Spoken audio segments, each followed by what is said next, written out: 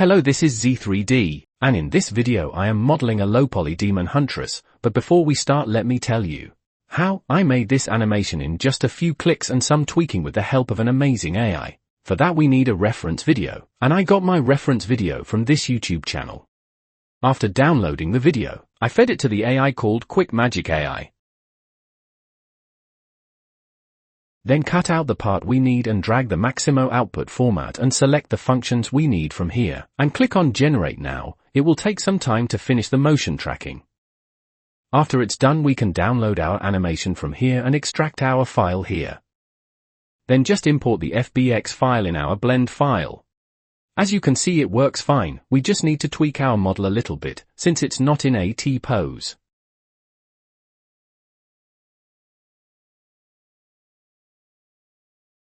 After adjusting our character we'll parent it to the skeleton with automatic weight and parent the equipments to corresponding bones.